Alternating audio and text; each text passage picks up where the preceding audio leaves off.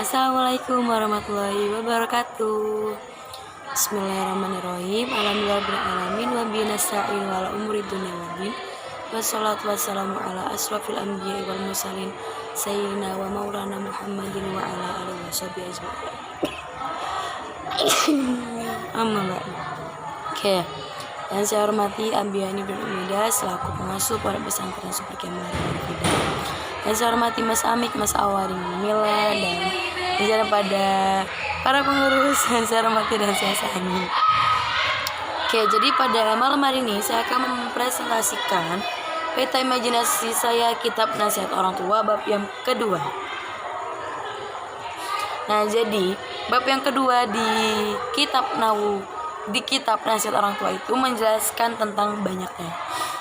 Yang pertama, nasihat orang tua kepada anaknya dan hak dan kewajiban seorang anak pada orang tuanya dan hak dan kewajiban orang tua kepada anaknya dan nasihat teman pada temannya dan begitu juga sebaliknya.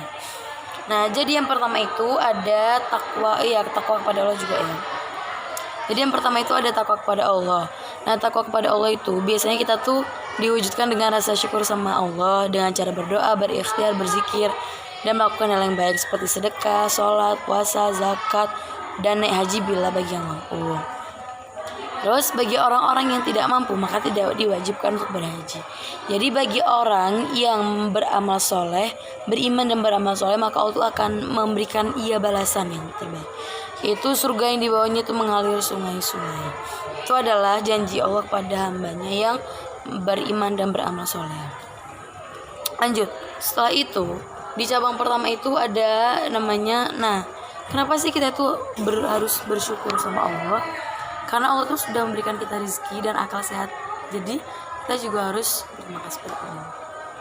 Terus Allah itu telah memberikan kita nikmat yang sangat banyak tanpa manusia mengetahuinya. Dan walakinna aktsarun nasi la yashkur.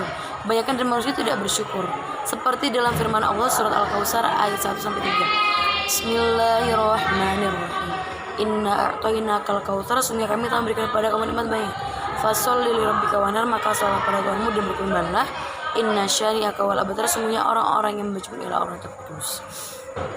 Terus ancaman siksa bagi orang-orang yang tidak beriman kepada Allah. Innalladzina kafaru bi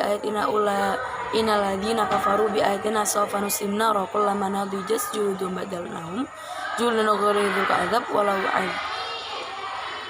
wa kana Allah azizan hakim. Artinya, dan sungguhnya orang-orang yang pada ayat Tuhan mereka itu mendustakan ayat Tuhannya, maka mereka itu akan dimasukkan dalam neraka, dan itulah seburuk-buruk tempat kembali. Lanjut, sungguhnya Allah itu juga mengetahui apa yang rahasia di bumi dan di langit, seperti yang sudah diterangkan pada surat Al-Mulk ya. Jadi kalau misalkan yang udah pernah baca Al-Mulk pasti tahu. Next, habis itu juga menjelaskan tentang kita sebagai umat manusia sudah diberikan haknya kepada Tuhan kita. Nah, kita itu juga harus membalas. Kita juga harus memenuhi kewajiban kita sebagai manusia. Seperti apa sih caranya? Nah,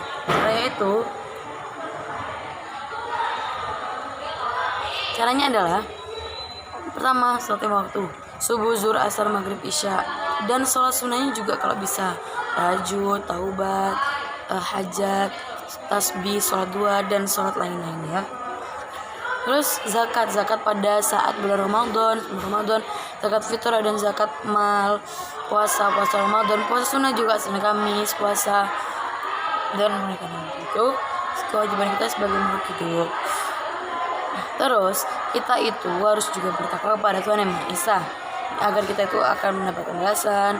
Nah, jadi perbedaan antara manusia dan iblis itu bisa dilihat langsung. Terus biasanya tidak sempurna iman seseorang itu jika sebelum mencintai Allah tapi dia tuh lebih mencintai orang tuanya dan orang-orang terkasihnya. Oke, sekian dari saya. Mohon maaf bila ada salah kata dan perbuatan, karena manusia itu tidak luput dari dosa. Dan mohon maaf, sekian dari saya. Assalamualaikum warahmatullahi. Mohon maaf bila ada salah kata dan perbuatan. Ihdinas siratal mustaqim. Assalamualaikum warahmatullahi